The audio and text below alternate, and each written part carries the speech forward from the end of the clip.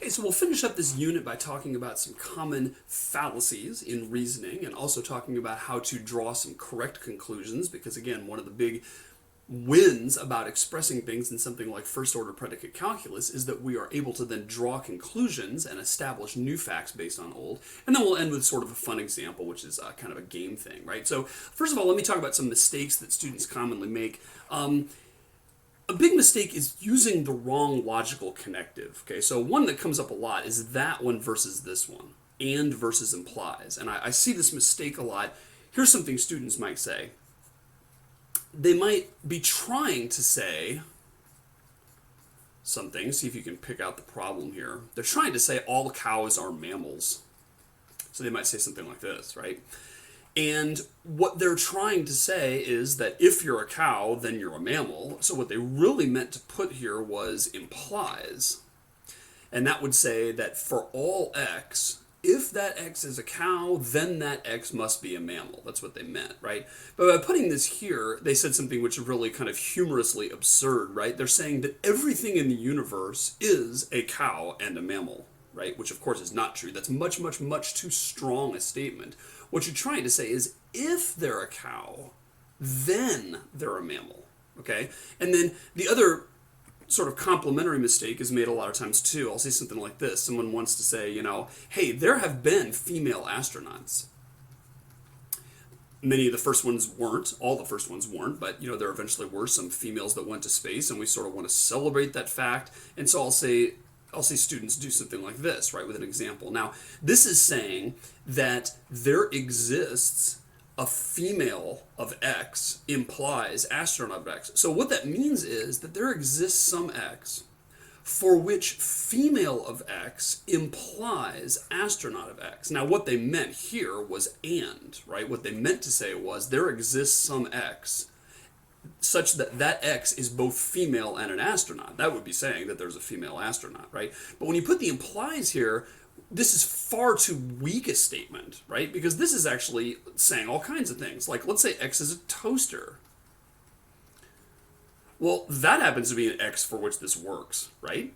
Because what I'm saying here is if the X is female, then I'm telling you that they're an astronaut, right? So is the toaster female? No.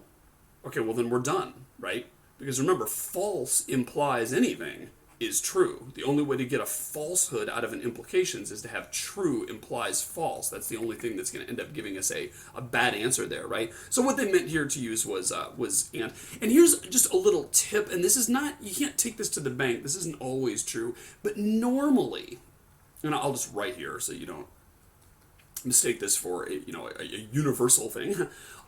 Normally, if you use for all, you're going to probably want to use implies. And if you say there exists, you're probably going to want to say and. Again, that isn't a universal truth, but in all these examples like this, it just doesn't make sense to say for all x, something and something, unless you really are claiming something absolutely universal, right? Like for all x, the x is something that can be considered. Okay, that may be, all x's are something that can be considered and a noun, So those two things maybe are true of everything, but there's very, very few things you can think of that are always true for absolutely everything, right?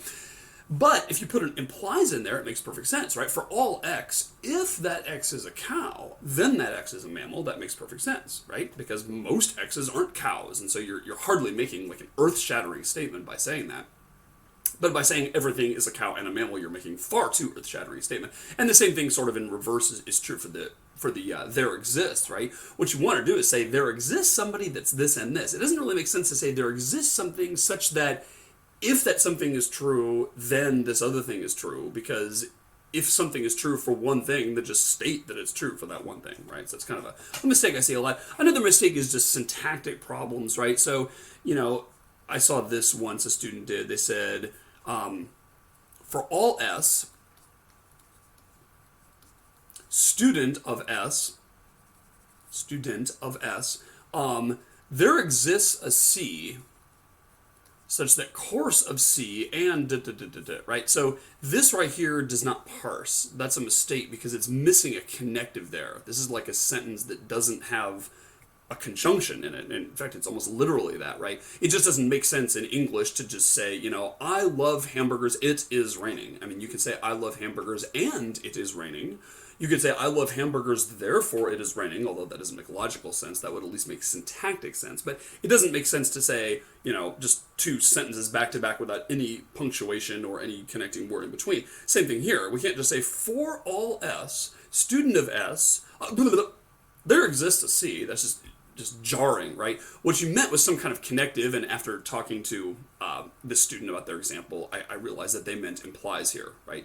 So you cannot have just something without a conjunction there, which is, I agree, confusing because this is perfectly legit, right? For all X, there exists a Y such that da-da-da-da. You do not need, and in fact cannot have, a conjunction between there, right? You can't say for all X and there exists a Y. That might seem like it makes sense, but that doesn't work. And really, I guess the way to think about it is that all these connectives, whether it's and or implies or XOR or equiv or any of those things, connect to propositions. So you have to have a proposition on the left and a proposition on the right. You can't have a for all X, that's not a proposition. That's like just an empty universal quantifier thing that doesn't actually have a proposition with it, right? And similarly, you can't have two propositions back to back. You can't say human of X, male of X, because that's just, again, a sentence that doesn't make sense. You have to have some punctuation. So you could say human of X or male of X, right? You could say human of Stephen implies male of Stephen. Again, that doesn't make sense logically, but it does syntactically hold together. But, you have to have a connective whenever there's two propositions, and you can't have a connective in any other place. So just kind of a word of the wise there. All right. So let's talk about drawing conclusions, right? And also I'll hint at some fallacies, because one of the things you want to be able to do, of course, is have old knowledge and derive new things from it. But you want that process to be robust, right? You want it to be robust in two ways. First of all, you don't want to draw any false conclusions. That would certainly lead you into non-truth, right? So you got to make sure that every conclusion you draw actually is justified based on your premises. And then the second thing is you want to make sure that you do, in fact, draw every conclusion that is possible to draw. You don't want to miss anything, right? And both those mistakes are sort of prone to happen. So here's the first example we looked at. Remember we said that if I know that X or Y, and I know that not X, then I know, and I'm drawing sort of this horizontal line here that I'll talk about in a second, then I know why. So a lot of times logicians will write this, and up above the line they will put their premises, and below the line they'll put their conclusion. And you may remember these terms, premises and conclusion. That's exactly what we talked about with the implies operator. And in fact, you can write this a different way, right? You could also say X or Y, that's the first thing I have up here, and not X, that's the second thing there.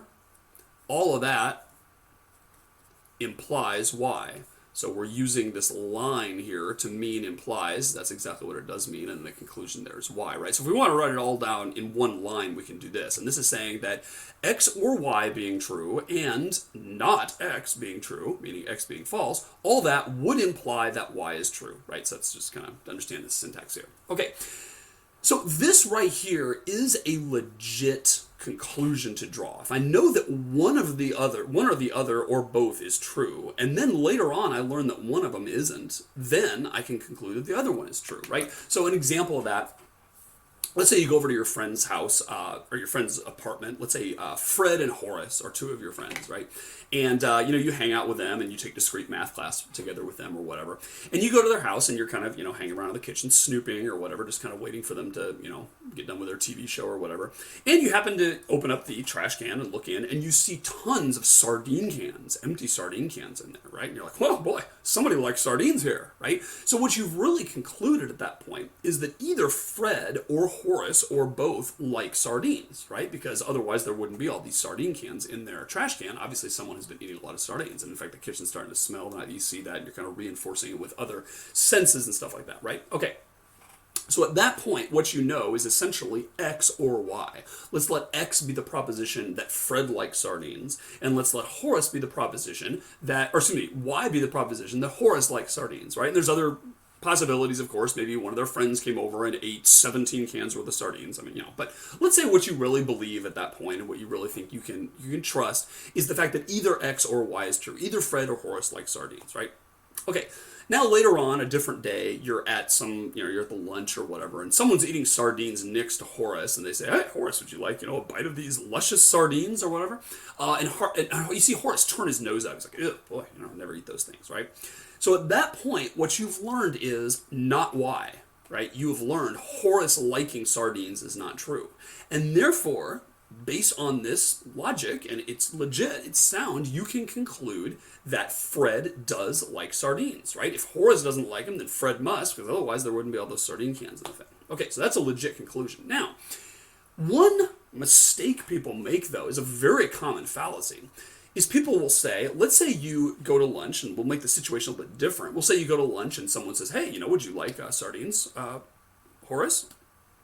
And Horace says, "Sure, I love sardines." And Horace digs right in, right, and takes the offered sardine and just, smacks his lips, and you can tell that he really loves those, right? A very common fallacy is to then conclude that Fred doesn't like sardines, right? You say, "Well, I knew that either Fred or Horace liked them, and now I found out Horace was the one. Therefore, Fred must not like sardines," right? But that's totally a fallacy, because Fred might like them too, right? So just because you learn that Horace doesn't like, or excuse me, just because you learn Horace likes sardines does not mean that Fred doesn't like them, right? So in symbols, what we've done here is we've said, if you know that X or Y is true, and then you learn that Y is not true, you can safely conclude that X is true. That's all cool. But if you know that X or Y is true, and then you learn that Y is true, that absolutely does not let you conclude not X. That is bogus, right? That is bogus reasoning, and, the human mind, including mine, I'm sure, is full of just drawing wrong conclusions for things because we just aren't careful and don't think it out and aren't, careful in our reasoning and stuff, which is actually kind of scary. Because if you think of all the things that you know or think you know right now, very few of them you learned directly, right? Very few of those facts you actually independently and, verifiably confirmed that fact yourself. Most things come from various strings of logic, I think, of various things that you've concluded. And if there's anything unsound in that reasoning process, then goodness knows what you know right now or think you know that's actually false, right? And then the probably less serious, but also, worrisome thing is that there might be some things you ought to know that you didn't conclude because you didn't realize that they were a logical conclusion of what you have, right? So let me give you another example. I'm going to switch up the example a little bit, see if you can figure out what's going on here, right? Let's say you go to New York City one day, and it's autumn, and you're, kind of going around. It's late October, it's, Halloween or whatever, and you're walking down the streets of New York City, and all over the place you see all this trash, and this trash is all baseball-related trash. Okay, and you see, that there's various, baseball posters and baseballs and, hats that people have discarded and lots of different, flyers, advertising baseball and all this kind of stuff. And you can tell that the city's really abuzz with baseball stuff right now, right? And so what you conclude at that point, and obviously there's other possibilities here, but let's just, work with this example. You conclude at that moment that either the Mets or the Yankees must have won the World Series, right? Because the city of New York is just awash in baseball stuff, which is evidence that, baseball things have happened and people are excited about it. So you conclude that the Mets or the Yankees, which are the two New York teams, have won the World Series. Okay. Now, let's say you go home on the subway, right? And you go home and you overhear a couple people talking on the subway, and they're talking about the great Yankees victory in the World Series this year. Okay? Talking about the great Yankees victory. At that point, the question is, what can you conclude? Can you conclude that the Mets didn't win the World Series?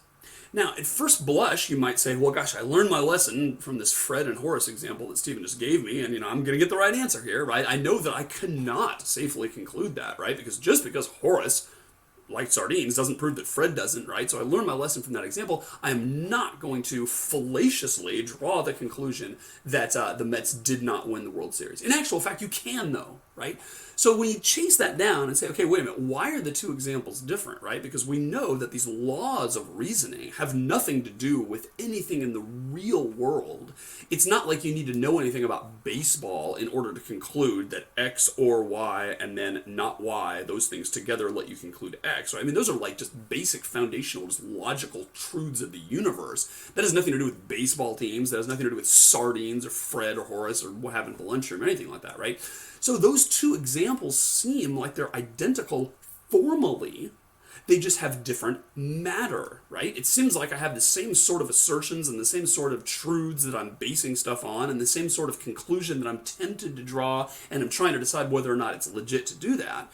It's just that the propositions are about different things, and that shouldn't matter, right? But here's the thing. I think what you'll realize is, let's take the Mets and Yankees example, right? Here's what's not true. It's not true that you started off knowing X or Y because you traveled the streets of New York and saw all the baseball stuff, so you figured either the Mets or the Yankees won. And then you found out that X won, and then you were tempted to conclude not Y, because of course that would be a wrong conclusion to draw. But the question is, why is it okay to conclude that the Mets didn't win? What makes that example different? And if you think about it, you'll realize the answer. The answer is that you also know another thing. When you walked the streets of New York, you learned X or Y is true because you learned either the Yankees or the Mets won the World Series. And you also overheard in the subway that the Yankees won. But there's another fact you started with. And the other fact you started with was this. Not X and Y. And the reason you know that is because you know only one team can win the World Series in a given year.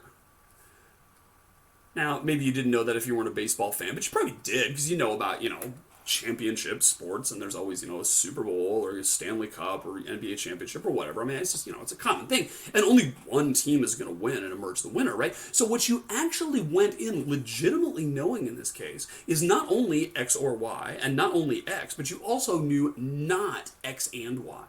And that ends up letting you conclude that Y must be false. You can conclude the Mets didn't win because they both couldn't have won.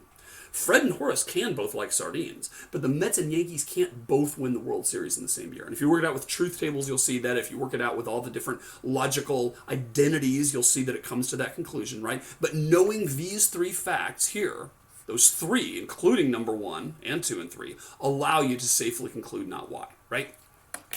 So it's an example where it's subtle what the logical things are, right? And kind of working out what the implications are formally actually might be the easier of the jobs. The harder thing is to figure out, now, what exactly do I know? Because you might sort of forgotten that fact that, only one team can win the World Series. I sort of started knowing that, whereas it's certainly not the case that only one person in a apartment can like sardines, right? Okay, so let's talk about some other reasoning rules here. There's that one where you can, basically figure out from an X or Y, that one of the two is true if you learn that one of them is false. One of the classical rules, and this is just, the most important of all probably, or, the most famous maybe, this is this rule. If you know that X implies Y, and you know that X is true, then you also know that Y is true. In fact, that's what X implies Y means. And this is, the most famous of the rules. It goes by a name. It's called modus ponens, of all things, which is actually a Latin phrase meaning duh. Okay, that's essentially what modus ponens means. And when you look at a knowledge base, most of the stuff it's concluding is of this form here, where it's basically firing modus ponens. That's what people in the biz say. They say, fire modus ponens, which means, hey, we know that this implies this, and we just learned that the premise is true, therefore, bang, conclusion must be true too, right? And the classic example of this, literally mean classic, right? This goes back to ancient Greek times, is Socrates, right? So he's not the first one to have come up with this, but there's this famous example where we say, Socrates is a man, Socrates noted, and all men are mortal. And the conclusion you can draw from that is the earth-shattering fact that Socrates is mortal, right? Socrates isn't going to live forever. Like all flesh, he will fade away. And this is essentially exactly modus ponens, right? Socrates is a man is essentially that. All men are mortal is essentially that. We could basically say, if you are a man, then you are mortal, right? And therefore the conclusion you draw is that this Y is in fact true for Socrates. His manness implies his mortality. Therefore, since he has manness, therefore his mortality is true, right? And so that's modus ponens. Now, a common fallacy, and this happens all the time, right, is when people erroneously say, I learn, or let's say I think, X implies Y, right? And then someone learns Y, and they think they can conclude X. And that is absolutely not allowed, right? This says if X is true, then Y is true. But that does not imply the reverse. That does not mean the only way Y can be true is if X is true. Okay, so an example for that would be something like Pinterest, right? So let's say for a second, which is maybe not true, but it mostly is, right, that all Pinterest users are female. Okay, at least my experience, it sort of seems like that, right? If you're a Pinterest user, you're female. It just seems like that's kind of how the world is. Now, let's say you're meeting someone at a party or whatever, and you meet this lady. She's obviously female, right? And you try to start up a conversation. You say, so what have you done on Pinterest lately, right? At that moment, you've assumed that she's a Pinterest user. And you've assumed that based on the fact that all Pinterest users are females, right? But she may get her dander up at that and say, who are you to assume I'm a Pinterest user? I don't use that stupid site, or I don't waste time doing that, or, you're such a male chauvinist pig, or whatever, right? Because what you've done is you have reasoned from the conclusion back to the premise, which is absolutely not allowed to do, right? Especially in this setting. So what you've done is you've said, if you are a Pinterest user, then you are female. That is our, perhaps correct assertion that we make. But then when you find out someone's female, you are trying to reason backwards and saying, they must be a Pinterest user. But that's certainly not the case. If you find out they're a Pinterest user, then they must be female, right? If their gender was in doubt, then revealing that they're a Pinterest user would, let the cat out of the bag. And you would know that they were female. But the reverse is certainly not possible to conclude, right? So it's very easy to make that mistake, because when you say X implies Y, you're basically saying, X and Y have something strong to do with each other, right? And X is kind of correlated with Y or whatever. And it's really easy to make that mistake of reasoning backwards, but that's absolutely going to give you the wrong answer, okay? Another one that is a good rule, that is, legit, is this one. Let's say you know that X implies Y, and then you learn not Y. That allows you to conclude not X, and this is actually okay. Now, this looks kind of like we just talked about. This is the reasoning backwards thing, right? We know X implies Y, then we learned something about Y that tells us something about X. But that's different. It's not that we learned Y was true, and therefore we concluded X was true. That would be a fallacy. What we did was we learned that Y was false, and that, interestingly, allows us to conclude that X is false. This is a logical rule, which is called modus tollens, another Latin phrase, right, that essentially means duh, okay? Modus tollens. This means that if you have a implication here, if you have an implies, and you learn that the conclusion is not true, then if that implication holds water, that would imply that the premise is not true. So my example here, let's let X be the proposition that Stephen is eating right these days. I'm eating good food, eating healthy, low-fat stuff or whatever. Let's say X is the implication that I'm eating right. Y is the implication that I'm losing weight. Okay? So doctors would tell me that if I'm eating right, I'm going to lose weight, right? X implies Y. If I'm eating right, then I'm going to lose weight because that's just the way metabolism works, they would say, right? Now, suppose I'm weighing myself on a regular basis and I'm noting, alas, that I'm not losing weight, right? This actually has happened to me recently. What I can conclude then is, you know what? As much as I might have been proud about my recent eating habits, they're actually borked, right? My diet's all jacked up. And I have to go re-examine my diet and see what I'm eating. And, maybe those potato chips weren't such a good idea. I sort of didn't think I ate that many. And, the French fries, weren't kind of a big deal. And ice cream, it was only a little bit, right? And it was, early in the morning. So therefore, I had a chance to work it off or whatever. But modus tollens says whatever conclusions I might think I can draw about my eating habits, that is betrayed by my weight, right? That is revealing the fact that I have not been eating healthy. And so that's an example of where X implies Y, and if you learn Y is not true, well then guess what, buddy? X is not true. And that is legit. That is not a fallacy. Okay? Another example. Here's one that's interesting. See if we can figure this out. Let's say I know that X implies Y. And let's say I also know that X implies not Y. What can I conclude from that, do you think? Answer is, I can conclude not X. X is fictitious. X is a vapor. X can't happen. And this argument is called the reductio ad absurdum, which, as the Latin name would suggest, a lot of these have Latin names, as you can tell, because very important in the history of logic, the Latin language, and just a lot of, the way that syllogisms came about and stuff were couched in the classic languages, Greek and Latin, and we use the Latin phrases now. But that basically means reduced to an absurdity, right? So if you're entertaining the possibility that X might be true, learning that it would imply Y if it were true, and it would imply not Y if it were true, tells you that X can't possibly be the case, because it would lead to an absurdity if it did, right? So here's an example of that. You may have heard the phrase, there is no such thing as an honest thief, right? No such thing as an honest thief. That's an oxymoron, right? Or oxymoron, as it is sometimes pronounced. So here's how that boils down to reductio ad absurdum, right?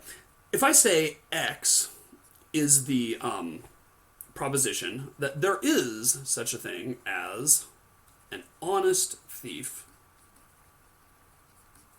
and let's let Y be the proposition that this person, if he did exist, would steal from me.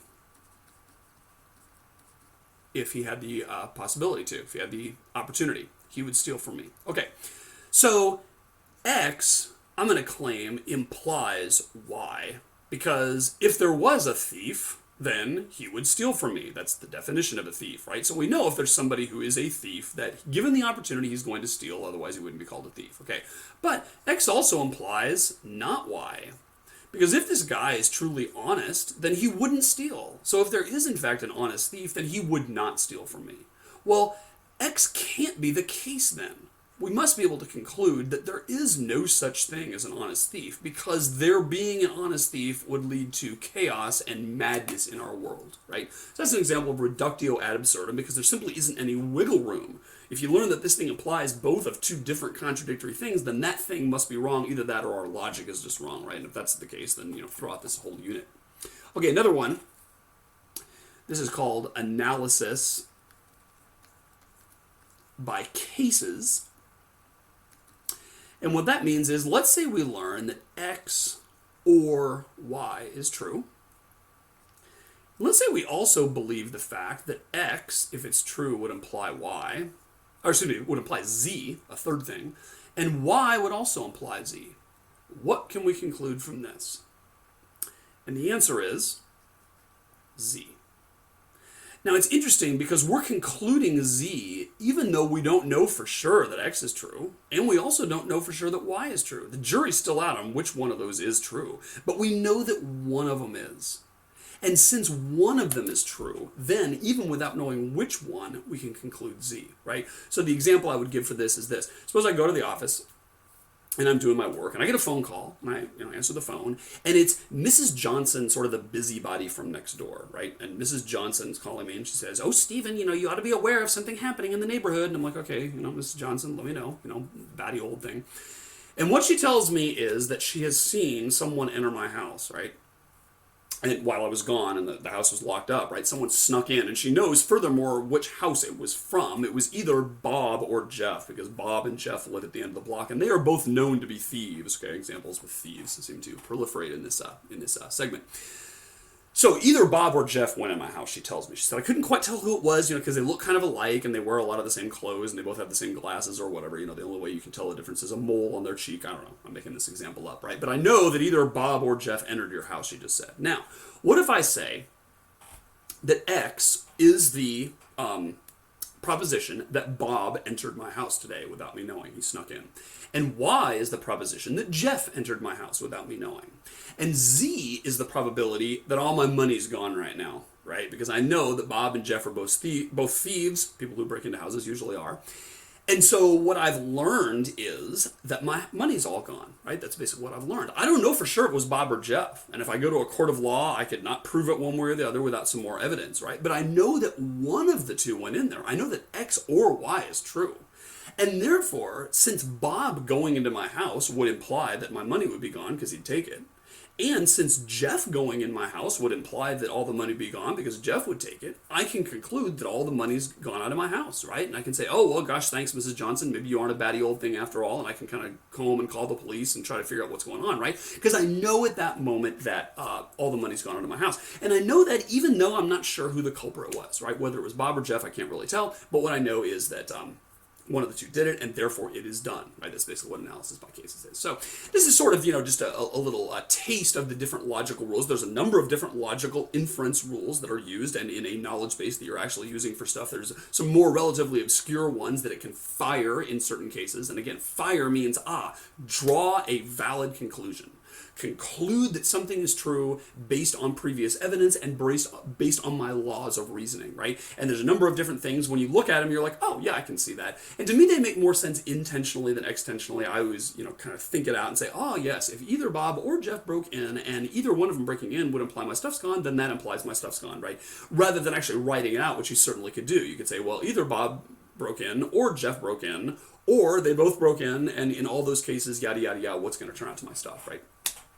All right, so let's just end this unit with kind of a fun thing. So you may have played the game Clue, and that's a popular game at our house, right?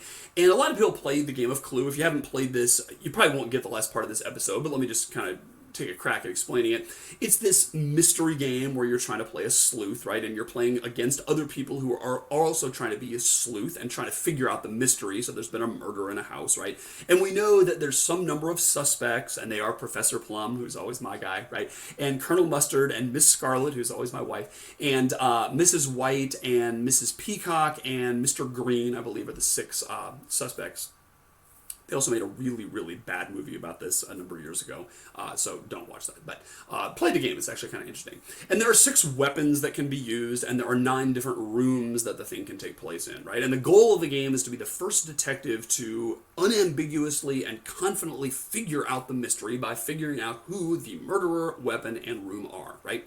Now, the way you do this is there are cards, and there's basically one card with each murderer on it, and one card with each room on it, and one card with each weapon on it. And you start the game by dealing these cards out to each of the players, so each person has a hand of clue cards. But before you deal them out, you put one murderer and one thief and one room in a special envelope, and that is the answer, right? And no one knows what that is, and there's actually a way to put them in the envelope without you even knowing which one it is, simply by, drawing from the murderers and drawing one from the weapons and drawing one from the room stack before you divvy up the cards and shuffle them all together and deal them out, right? But once you do that, you've dealt everyone the cards. Now, the way it works is you go around and you're constantly suggesting that someone did it, right? And you say, I suggest that it was Miss Scarlet with the lead pipe, of all things, kind of bloody game, in the living room or whatever, right?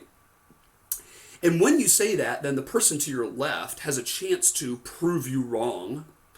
And what they will do is they will look in their hand and say, this person just claimed it was Miss Scarlet in the living room with a lead pipe. Well, let me see if I have any of those cards. And if I have any of those cards, then I'm going to secretly show that person one of them, right? So I'm going to show them the Miss Scarlet card, or maybe I showed them the lead pipe card. And if I have more than one of those cards in my hand, then I can, pick which one I want to show them, right? And a lot of the strategy of the game comes down to, which card are you going to show them and which things are you going to ask for and all that kind of stuff, right?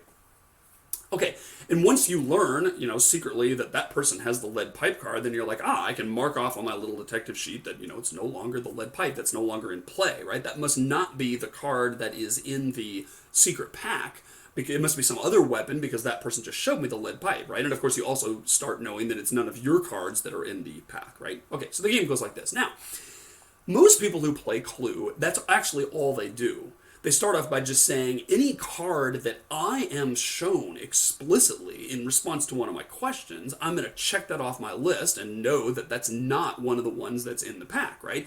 And they're going to keep asking questions and keep asking questions until they've eliminated all but one suspect, all but one weapon, all but one room, and then voila, they know that's the answer, okay? Turns out you can be a lot better at Clue than this, and it turns out there's a lot of other things you can draw conclusions about other than the cards you explicitly see. And you can actually amaze your friends with your discrete math knowledge by beating them in Clue every time. You actually don't win every time if you're smarter about it, because there's a lot of luck in the game, and who gets what card, and who gets to a room to ask certain things, and it's not ironclad, but you can definitely push the odds way in your favor by making use of other information, right? So let me just for fun kind of show you how I beat my kids at this game, right? What I'm going to do here is I'm going to say that, we're going to start the game, and let's say I'm playing against Johnny and Lizzie and TJ. And they each get a set of cards, and I don't know what those cards are, right? So maybe I'll draw, a little stack of cards here. And I don't know what any Johnny's cards are. They're mystery. Let's say he was dealt 6 cards. And by the way, it's very good to know how many cards each person has exactly, because then you can often draw conclusions late in the game about, they must have such and such card because I know they have 1 card left, and it's not one of the, the 3 remaining ones or whatever, right? So let's say TJ's dealt 6. Doesn't always come out even, but let's say it does. All right. Now, let's say the game goes along, and what I'm going to do, and this is what you just write down on a piece of paper, and different people have different schemes or whatever, right? But you sort of write down the cards that each person is known to have, and of course you know what your cards are too, but I'm going to, kind of start by saying, let's say I don't know anything. All I know is that there's a mystery pack somewhere, and it's got 3 cards, one of which is a weapon, one of which is a suspect, one of which is a room, and I want to figure out what those 3 are, right? So let's say I ask early on in the game, I say, Johnny, I'm going to suggest that it was Professor Plum with the candlestick in the dining room. And let's say Johnny says, you're wrong, Daddy, and he shows me secretly, Lizzie and TJ can't see this, but he shows me the Professor Plum card, right? So at that point I can say, whew, it wasn't me, because Professor Plum is sort of my persona or whatever, so at least I know that I'm not going to the gallows, right? So at that point I know he's got the Plum card, and I'm going to write down in Johnny's column here the word Plum, because that implies he has the Plum card, right? All right, then later on I ask Lizzie, I say, hey Lizzie, what if it was Miss Scarlet with the candlestick in the study? And let's say she shows me the study card, so now I know that Lizzie has the study. And then later on I ask TJ, hey TJ, let's say it was Miss Scarlet with the candlestick in the study, and let's say he shows me the Miss Scarlet card, and so I know that he has the Miss Scarlet card. So, the most basic thing I've learned so far is that whatever this suspect card is, it is not Miss Scarlet, and it is not Professor Plum. And I know that whatever the room card is, it is not the study, and I don't know anything about the weapon card yet, right? Okay, but let's see what other things can happen. Let's say my next round, I hear Johnny ask a question of Lizzie, right? It's Johnny's turn, and Johnny says, Lizzie, I'm going to suggest that it was Miss Scarlet with the rope in the conservatory. And she says, no, Johnny, I can prove you wrong. And she shows him a card. Okay, now this is the key part most people miss in the game who aren't good at Clue, right? Most people say, well, Lizzie showed Johnny a card, but shucksy darn, I don't get to see the card, right? I only see the back of it. It's obviously Johnny's own private information that Lizzie is showing him. Therefore, I can conclude nothing about it. And a lot of people just throw up their hands and say, well, I didn't learn anything because, it wasn't my turn. But you learned a great deal. And here's what you learned. You learned that one of the following things is true. You learned that either Lizzie has the Miss Scarlet card, or she has the rope card, or she has the conservatory card. Conservatory is a room in rich people's houses. They have a couple at Downton Abbey, probably. Now, you learned that because you saw that Lizzie showed Johnny a card. You don't know which card it was, but you know it was one of those 3. Now, that may seem hopelessly complicated, but give me a break. We're geeks here trying to win a game, right? So we're going to write this down for future. Now, of course, you also know, being smart, that it was not the Miss Scarlet card that Lizzie showed Johnny, because TJ has the Miss Scarlet card, right? So combining this piece of information with this, you know at that point that Lizzie has either the rope or the conservatory without ever having seen Lizzie's cards other than the study, which she showed you at a separate move. You know that she either has the rope or the conservatory. Cool. Now it's your turn and you ask Johnny, hey Johnny, I'm going to suggest that it was Mrs. White with the revolver in the dining room. And let's say Johnny says, I can't prove you wrong, Daddy. You're going to have to go to someone else and ask that question, right? So what you've learned at that point is that Johnny does not have Mrs. White. He does not have the revolver. He does not have the dining room. So even though you didn't learn anything about what he does have, you learned what he does not have, 3 things in fact, and that may come into play later when you're trying to figure out what his other cards are, right? So then you go to Lizzie and say, hey Lizzie, I'm going to ask you, was it Miss White, or Mrs. White, I think she's married to the butler or something, with the revolver in the dining room? And let's say she says, no, I can prove you wrong, Daddy, and so she secretly shows me the Miss White card, so now I know that she has Mrs. White, right? So the game goes from there, right? And now Lizzie's turn, and Lizzie asks TJ, hey TJ, I'm going to suggest that it was Professor Plum with the knife in the conservatory. And TJ says, no, I'm sorry, Lizzie, I can prove you wrong. And he shows her a card. I don't see what the card is, right? But I do know that he's either got Professor Plum or the knife or the conservatory, because he showed her one of those three cards. And furthermore, I know it's not Professor Plum because Johnny showed me that one. Therefore, I can cross that out, and I now at that point know that TJ's got the knife or the conservatory. Now, it's my turn again. I say, hey, Johnny, I'm going to suggest that it was Colonel Mustard with the rope in the hall. And Johnny says, oh, no, Daddy, I can show you that you're wrong. And he shows me a card, and lo and behold, he shows me the rope. And this is the point where all the past knowledge I've been collecting comes to my help. Because I say, okay, Johnny just showed me the ropes, and now I know that one of his cards is the rope card, right? I know he's got the Professor Plum card. I know he doesn't have white or revolver or dining room, and now I know he has the rope card. But now I know that Lizzie doesn't have the rope. And that must mean she has the conservatory. So boom, I just learned that she has the conservatory card. Without ever being shown the conservatory card, I know she has it. Oh, and by the way, I also know that TJ has the knife card because she has the conservatory card, therefore TJ must not. And I know from a previous move that TJ must have plum or conservatory or knife, therefore boom, he must have the knife card here, right? And when I know that he has the knife card, that may lead me to draw something else. That may lead me to draw another conclusion, and I may figure out the mystery like that. And you can amaze your kids with this, because they're like, whoa, Daddy, how did you know that, right? You've never been shown the conservatory card. And you show them this, and they're like, there's more to this game than meets the eye. And so that's kind of a glimpse into the logic. By the way, being able to win at this game with your kids does imply that they never mess up, right? Because if you ask Johnny, hey, it's Colonel Mustard with the knife in the conservatory, and he says, sorry, I can't help you, Daddy, I don't have any of those cards, but he actually missed one when he went through because he misread the word conservatory as something else, right? Then you end up losing the game because at the end of the game, you confidently declare, aha, by brutal logic, I have learned that the answer must be Miss Scarlet with the candlestick in the dining room, and someone says, oh, sorry, Daddy, I have the dining room, and then you're like, how could that be? And you trace your logic backwards, and you suspect, I can't prove, but I suspect that maybe someone didn't show me a card when they actually had one, right? It's not the kind of thing I would ever accuse a child of doing, but, sometimes you get competitive at these games and you really want to win, and you're looking for some excuse, right? Of course, the other possibility is that I used a logical fallacy to deduce something, or I miswrote down something on my answer sheet, or there are various other things that could turn out to be my fault, right? Anyway, this was a taste of logic, propositional logic, and predicate logic, which again is far from abstract and hypothetical. This stuff is absolutely used in real systems today, and it's kind of exciting because this is sort of the latest in the quest to represent a truly thinking machine, which I think you must agree is one of the highest ambitions of computer science as a field. Can we actually create a thinking machine like C-3PO or like Data or whatever that would imitate the human mind, one of the most amazing creations that we have ever seen. Thanks for tuning in. I will catch you next time on All